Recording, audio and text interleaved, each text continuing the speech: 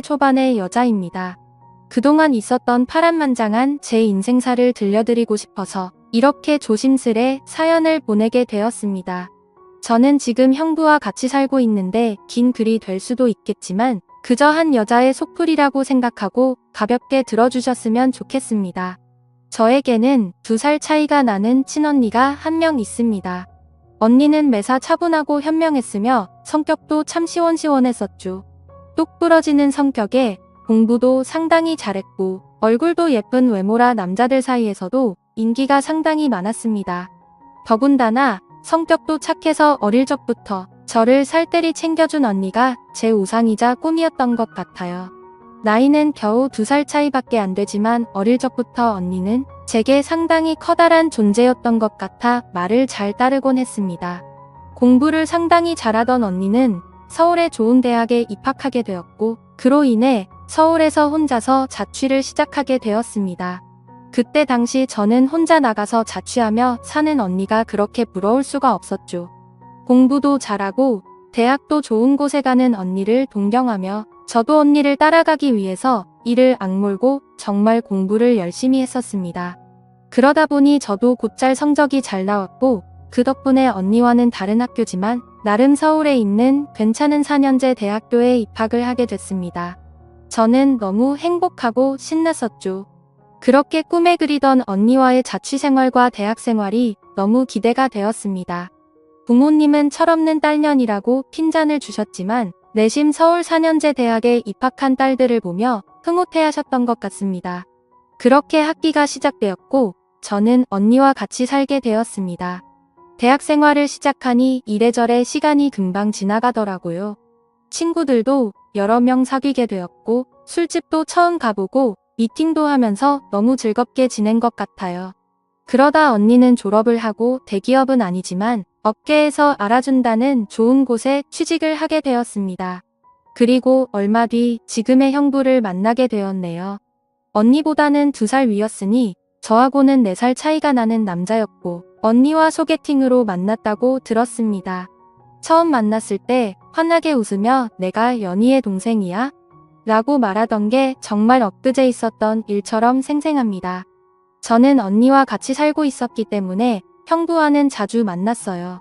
처음에는 여자 둘이 사는 집에 자꾸 찾아오는 게 불편했지만 너무나 좋은 성격에 항상 밝은 미소를 보여주던 형부였죠. 그리고 언니와 같이 어울리며 놀다 보니 언젠가부터 저도 서서히 편해지더라고요. 2사람은 항상 저를 같이 챙겨주었고 식사나 영화 그리고 술을 마실 때도 함께 했어요. 언젠가부터 그게 너무 좋았고 일상이 된 듯이 같이 노는 게 편해졌습니다. 저와 형부는 아는 오빠 동생같이 아주 편한 사이가 되었던 거죠. 그렇게 처음 겪어보는 재밌는 일상들을 만끽하였고 평범한 대학 생활을 즐기면서 별 탈 없이 잘 지내고 있었습니다. 그런데 하늘이 무너질 만큼 충격적인 일이 생겨버렸죠. 어느 날 갑자기 부모님의 충격적인 사고 소식을 접해야 했습니다. 언니와 제가 사는 자취방에 오셔서 반찬이며 이것저것 가져다 주시고 시골 집으로 내려가시다 차가 반파되는 큰 사고가 났습니다. 여자들끼리 사는 집이 이게 뭐냐며 투덜거리셨던 엄마 애들한테 잔소리 그만하라는 아빠 그 모습이 마지막 모습이셨어요. 부모님 2분 다 그 사고로 인해 돌아가시게 되었습니다. 저희 자매는 너무나도 슬픈 그 현실을 어린 나이에 모두 받아들여야만 했습니다. 형부는 장례식장에서 언니의 남자친구라고 주변 분들에게 소개를 하였고 저희 부모님의 마지막 장지까지 함께 해주었습니다. 목 놓아 울다가 너무 힘들어 지치면 형부가 달래주었고 무엇이라도 먹으라며 밖에서 죽까지 사와서 저희들을 챙겨줬었죠. 형부에게 너무 고마웠고 그때부터 많이 의지가 되었던 것 같아요. 그렇게 부모님을 보내드리고 나니 저희는 졸지에 고아가 되어버린 거나 마찬가지인 상황이 되었습니다. 그렇게 힘든 시기에 겨우겨우 버티면서 대학 생활을 마치고 졸업을 하게 된 저에게도 어느 날 한 남자가 다가오게 되었습니다. 이 남자가 바로 제 전 남편입니다. 부모님이 돌아가시고 형부와 언니에게 많이 위로받고 기대면서 살았지만 그걸로 제 마음이 채워지기에는 부족했었나 봐요. 자상하게 다가와서 제 말을 잘 들어주던 그 남자와 연애를 하게 되었고 저는 자연스럽게 그 남자에게 제 삶을 기대고 많이 의지하게 되었었죠. 그러다 보니 집에 들어가지 않고 외박을 하는 횟수도 점점 늘게 되었고, 안 그러던 제가 갑자기 그런 모습을 보이게 되자 언니와 형부에게 혼도 많이 났었습니다. 그러던 중 저는 그만 사고를 치고 말았습니다. 어리다면 어린 그 나이에 혼자 임신을 하게 되었던 거죠. 지금 생각해보면 정말 미친 짓이라 생각하고 있고 그 시간을 되돌리고 싶은 심정입니다. 물론 지금 제 인생 누구보다 소중한 제 딸아이가 없길 바란다는 뜻이 아니고 전 남편만 되돌리고 싶습니다. 하지만 그때 당시에는 그 남자를 많이 의지했고 사랑했었기에 미래가 행복할 거라 꿈꾸고 아이를 낳자고 마음먹었습니다. 그렇게 저희는 예정에 없었던 결혼을 급하게 하기로 한 거였죠. 그래서 저는 언니와 형부에게 이 사실을 알렸고 정신이 있는 거냐며 많이 혼났었던 것 같습니다. 잘 살 테니 걱정하지 말라고 얘기를 계속 해줬지만 그게 말처럼 쉽게 될 리 없다는 걸 잘 알고 있는 두 사람은 저를 많이 설득하려고 했죠. 하지만 뱃속에 제 아이가 있었기에 되돌릴 수 없다는 걸 모두가 알았고 결국 제 의견을 따라서 결혼을 진행하게 되었습니다. 그러나 상견례부터 참 쉽지 않더군요. 그날부터도 많은 일이 있었습니다.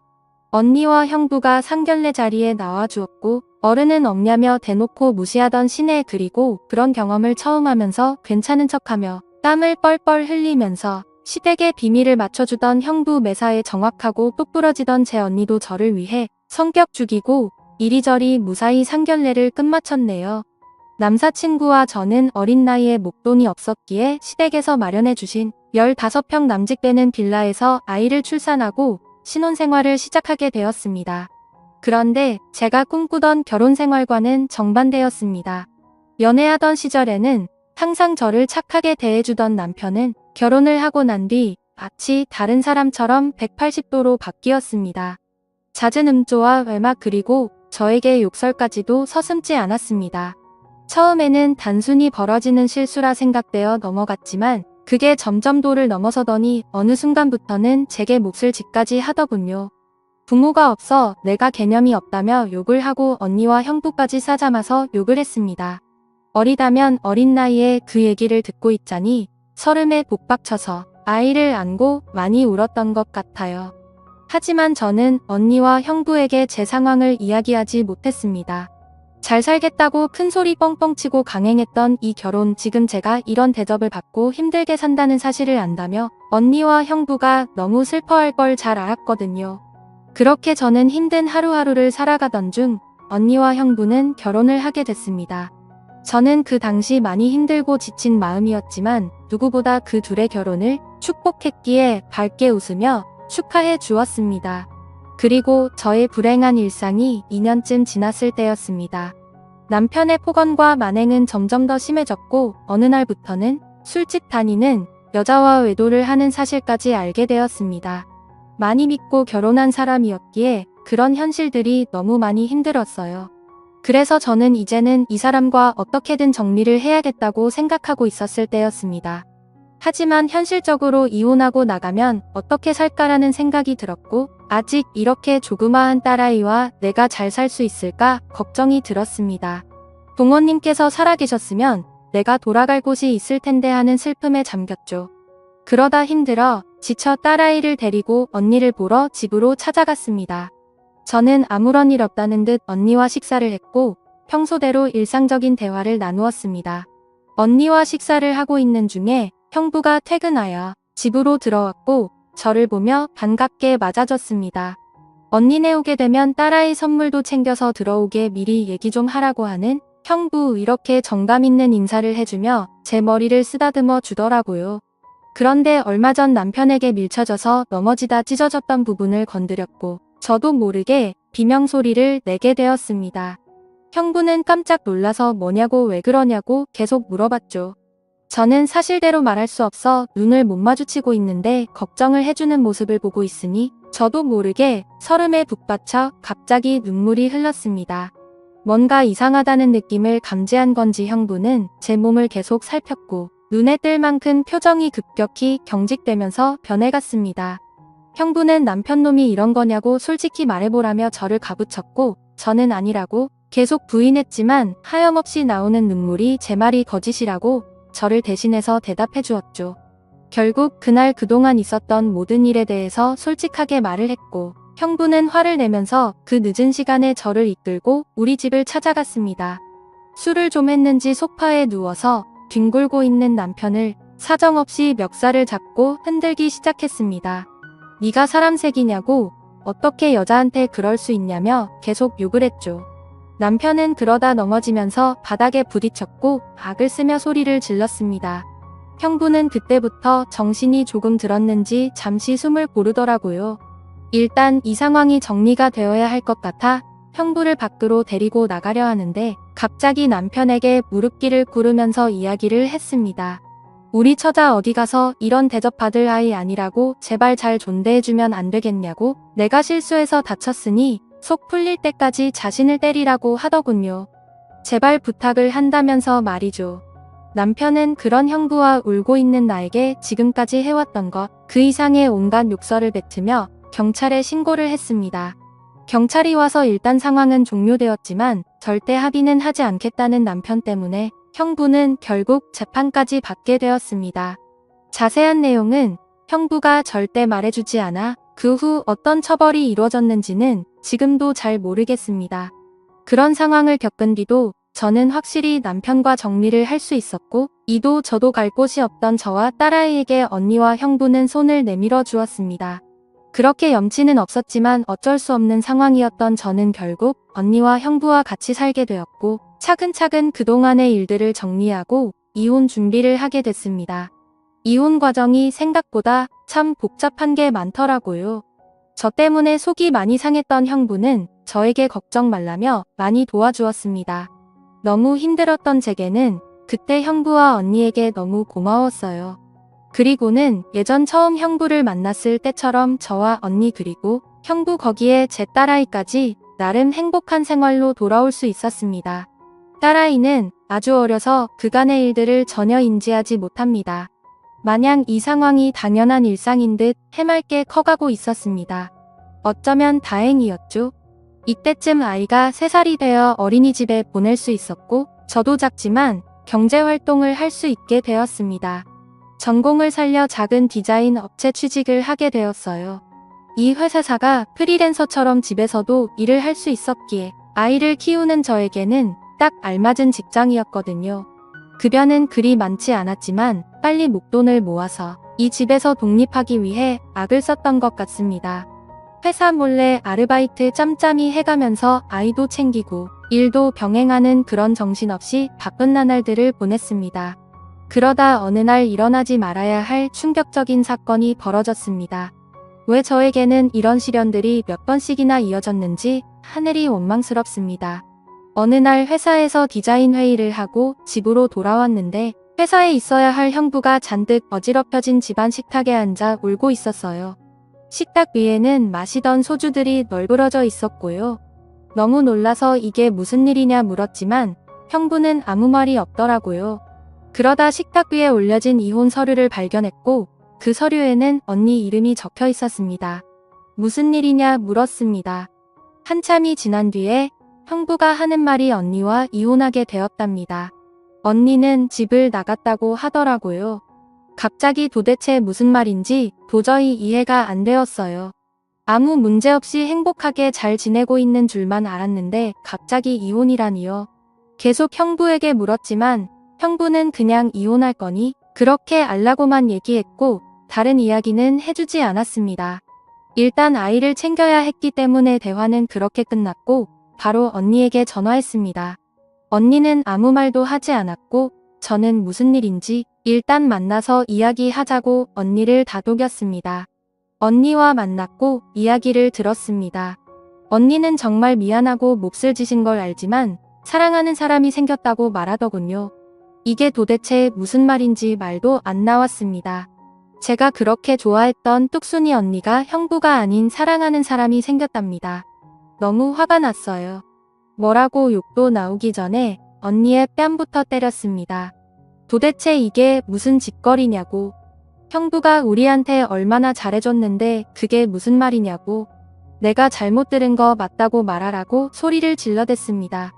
그런 언니는 그저 미안하답니다. 저를 끝까지 챙겨주지 못하고 무책임하게 떠나게 되어서 미안하다고 하더라고요. 너무나 황당하고 어이가 없어서 말도 제대로 안 나오더군요. 그렇게 저희들을 위해 잘해준 우리 형부가 너무 불쌍해서 저는 정신을 차리고 언니에게 이야기했습니다. 앞으로 너는 내 언니도 아니고 2번 다시 우리 앞에 나타나지 말라고. 내가 너 대신 형부를 끝까지 지켜줄 거니 꺼지라고 했습니다. 그리고 울면서 자리를 나왔습니다. 저도 그렇게 아프게 이혼했는데 그렇게 믿었던 언니가 제 전 남편처럼 인간 같지도 않는 짓을 저지르다니 믿어지지가 않았습니다. 집으로 돌아온 저는 말없이 형부를 위로해 주었습니다. 사실 제가 할 수 있는 일이 크게 없었어요. 저도 딸아이와 함께 얹혀 살고 있는 입장이었기 때문에 그저 위로를 해줄 본 다른 방법이 없었거든요. 형부는 며칠 동안 출근도 하지 않고 술만 마시며 지냈습니다. 그걸 보다 보니 저는 너무 안쓰러웠습니다. 그래서 그때부터 언니 대신 집안일을 더욱 더 살뜰히 챙겼고 가상 육아일을 병행하게 되었습니다. 너무 바쁘게 움직였지만 그것보다 형부의 충격이 더 걱정되어 힘들다는 생각도 못했었죠. 그러던 어느 날 형부가 저를 불렀습니다. 그리고 봉투 하나를 건네주었는데 1억 원이 수표로 들어있었어요. 그러며 하는 말이 같이 아파트 들어가려고 모아주었던 돈인데 이제 아무것도 필요 없으니 이 돈 가지고 나가서 자기 걱정 말고 행복하게 살라고 합니다. 여기에 계속 있기 불편하지 않겠냐고 어차피 끝까지 저랑 제 아이 데리고 가려고 했었기에 그 몫을 나누어 주는 거라고 하더군요. 힘든 그 와중에도 제 걱정을 하고 있었다니 눈물이 나서 펑펑 울어버렸어요. 그리고 형부를 꼭 안아주며 내가 같이 지켜줄 거니까 너무 슬퍼하지 말라고 당분간 곁에 있게 해달라고 형부가 정신 차리면 내가 안아서 나갈 테니 이 돈은 필요 없다고 말했습니다. 형부도 감정이 복받쳤는지 못 놓아 울었고 알겠다면서 고맙다고 말하더라고요.